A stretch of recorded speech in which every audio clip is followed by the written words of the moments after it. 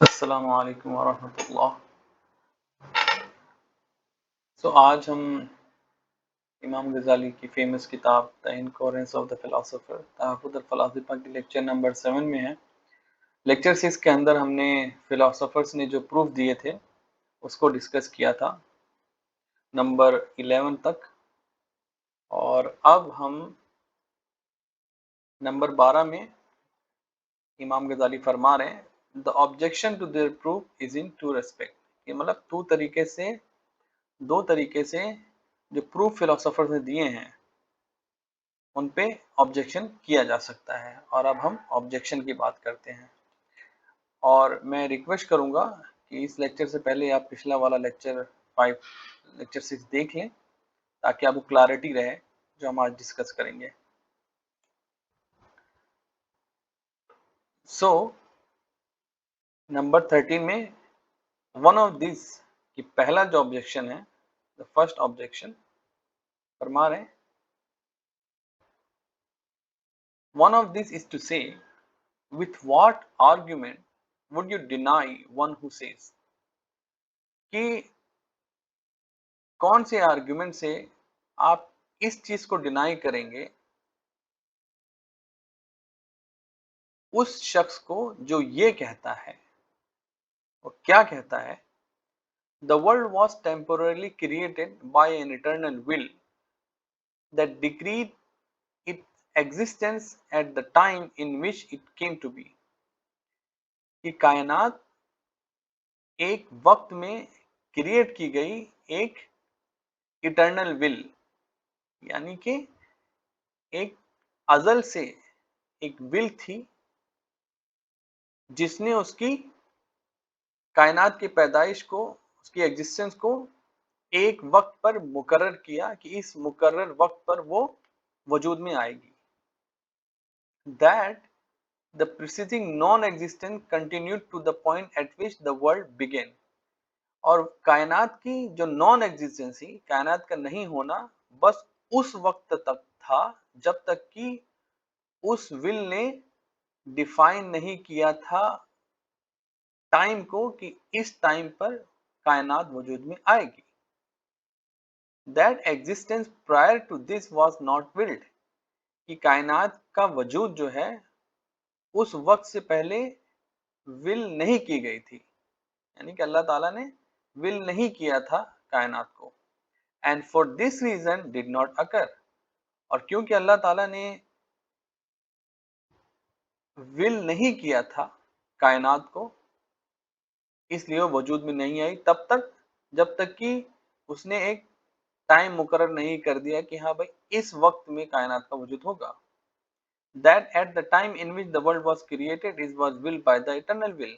कि जिस वक्त पे कायनात का होना वजूद में आना मुकर्रर किया गया था उस वक्त में वो वजूद में आई।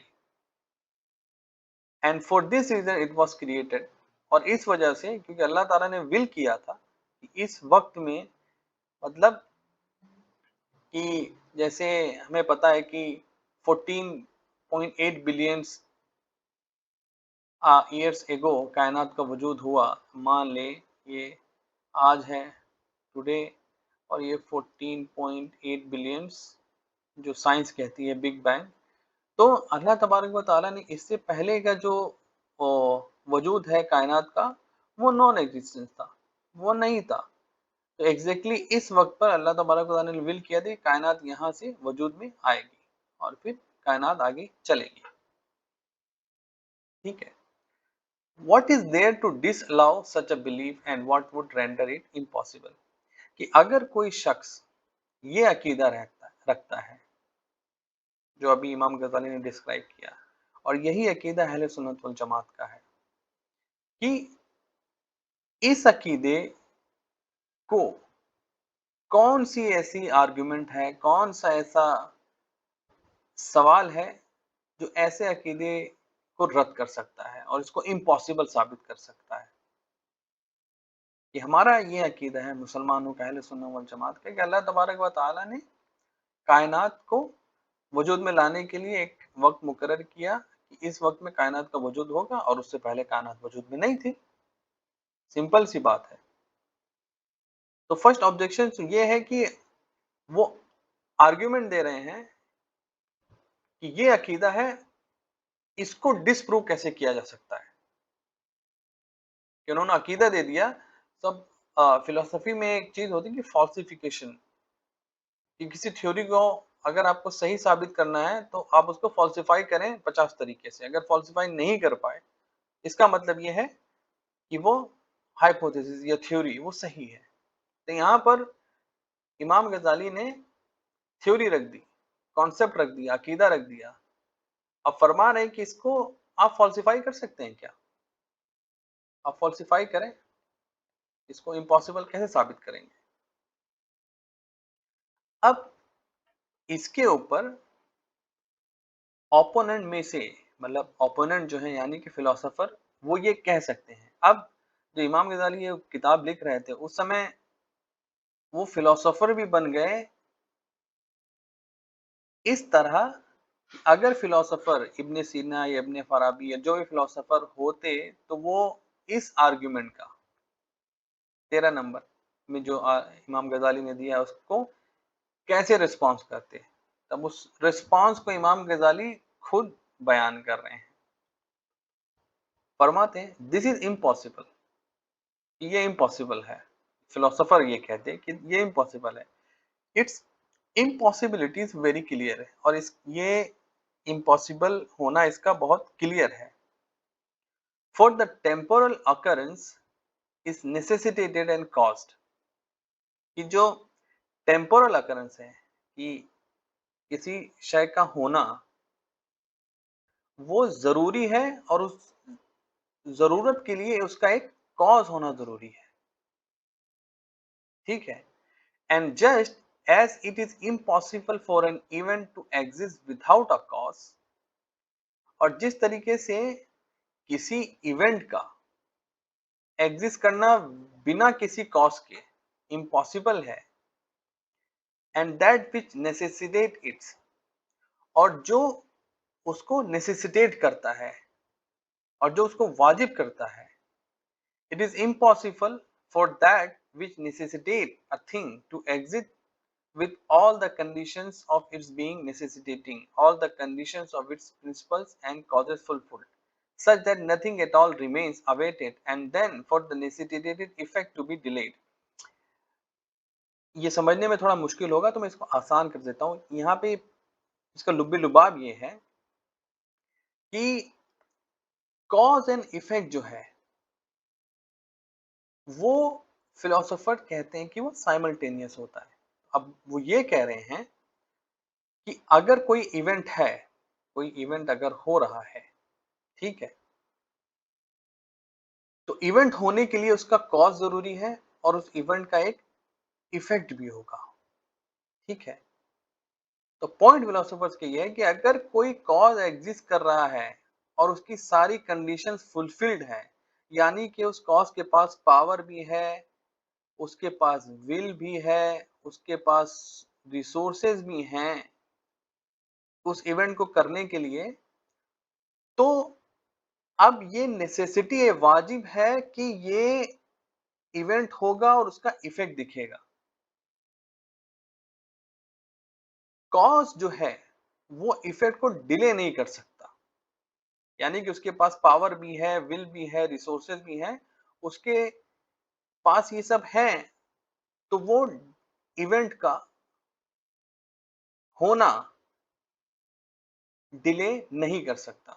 और यही जो पॉइंट है कि जो फिलोसोफर्स ने फिक्स कर दिया है, वाजिब कर दिया है कॉज के ऊपर कि उसको करना ही पड़ेगा उस इवेंट को और इफेक्ट जाहिर होना ही है। ये जो कंडीशन, कॉज एंड इफेक्ट का रिलेशन जो दुनियावी मायने में इन्होंने लिया है, वही वो लोग कायनात के वजूद के ऊपर भी लेके आते हैं। और कायनात का वजूद यानी ये इफेक्ट है तो उसका कॉज भी होना चाहिए, और यहाँ पर कॉज अल्लाह तबारक व तआला है। तो on the contrary the existence of the necessary effect, जो इफेक्ट जो आएगा when the conditions of the necessitating cause are fulfilled is necessary, and it's delay is impossible. जो मैंने आपको बताया कि एक बार कंडीशन सा फील हो गया, अल्लाह तबारक ताला के पास में अगर विल भी कर लिया है, उसके बाद पावर भी है, रिसोर्सेज भी है, तो कोई पॉइंट नहीं बनता कि वो कायनात को बाद में जाकर क्रिएट करे। वो उसी वक्त क्रिएट क्यों नहीं कर रहा? तो ये जो पॉइंट है फिलोसोफर्स का, ये in agreement with what we see in the universe, कि अगर कॉज है तो उसका इफेक्ट होगा। जैसे सन है तो हीट होगी, रोशनी होगी, फायर है तो उसकी हीट होगी, वो बर्न करेगा। तो ये जो एक्सपीरियंस हमने जो किया है कायनात के अंदर, जो फिलोसोफर ने देखा है, उसी को वो अल्लाह तबारक व तआला के ऊपर भी लगाना चाह रहे हैं।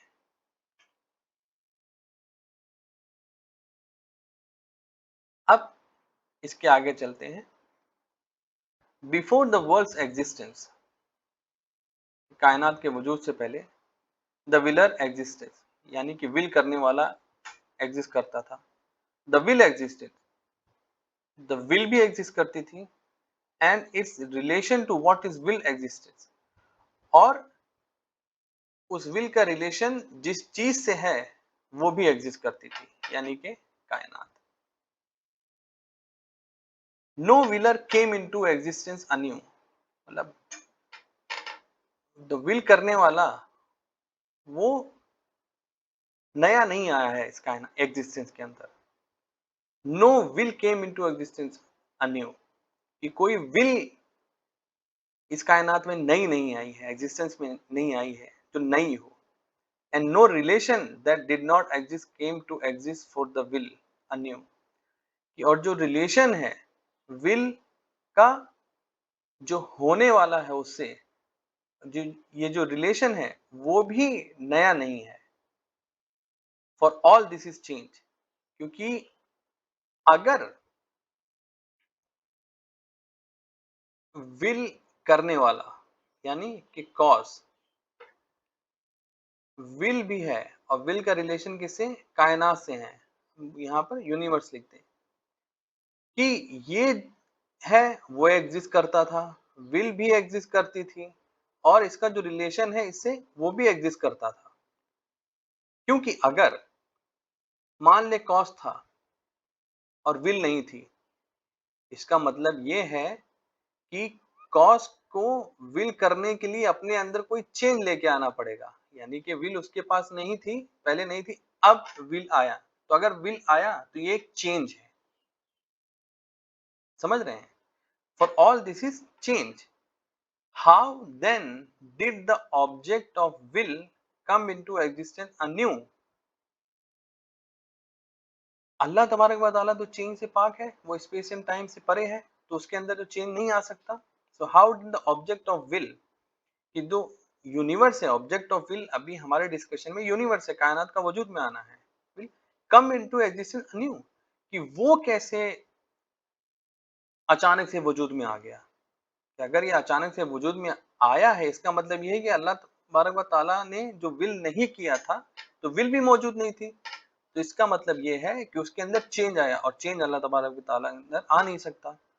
And what prevented is coming into existence any earlier, कि अगर पहले विल नहीं किया था, तो अल्लाह तबारक व तआला ने किसने मजबूर किया था कि विल ना करे कायनात के वजूद को? All this moreover would have taken place when the state of the renewal did not differ from the previous state in anything whatsoever, in any state of affairs, in any condition or in any relation। कि ये जो relation है, जो भी अभी मैंने यहाँ पे डिस्कस कर लिया है, उसके बारे में कि इन सब चीजों में कोई डिफरेंस नहीं है, ठीक है? Indeed the state of affairs would have remain identical to what it was before, कि यकीनी तौर पर कि जो स्टेट ऑफ अफेयर्स थे, जो हमने यहाँ पर डिस्कस किया है, वो आइडेंटिकल रहे होंगे जब कायनात वजूद में थी और उससे पहले। The object of the will not having come into existence, कि ऑब्जेक्ट ऑफ द विल है, यूनिवर्स है, वो वजूद में नहीं आया and would remain there after as it was before when lo and behold the object of the will would come object of the will would come into existence. This is nothing but the ultimate in impossibility. यहां पर again वही बात की जा रही है कि अगर विल और कायनात के अंदर जो रिलेशन है वो पहले से मौजूद था, क्योंकि ये जो रिलेशन है ये कॉज के साथ में जुड़ा हुआ है, और अगर कॉज के साथ में जुड़ा हुआ है तो कायनात का वजूद में ना आना यह अल्लाह तबारक व तआला की जात के अंदर एक चेंज को डिस्क्राइब करता है, और अल्लाह तबारक व तआला चेंज से पाक है, उसके अंदर मूवमेंट नहीं हो सकती, और इस वजह से कायनात का वाजिबुल वजूद होना यह अल्लाह तबारक व तआला के साथ में मंसूब किया जा सकता है, और फिलोसोफर ये मानते हैं। इस वजह से डिले इन इफेक्ट कि अगर कॉज है तो इफेक्ट में डिले नहीं हो सकता, ठीक है, डिले नहीं हो सकता। तो ये फिलोसोफर्स का आर्गुमेंट इमाम गजाली फरमा रहे हैं कि ये हो सकता है, ठीक है। क्योंकि ये फिलोसॉफिकल डिस्कशन है तो हम आज के लिए इसको यहीं पर रोकते हैं, और नेक्स्ट टाइम पर हम पॉइंट नंबर 17 में देखेंगे कि नेक्स्ट आर्गुमेंट फिलोसोफर्स का क्या है। अस्सलामु अलैकुम वरहमतुल्लाह।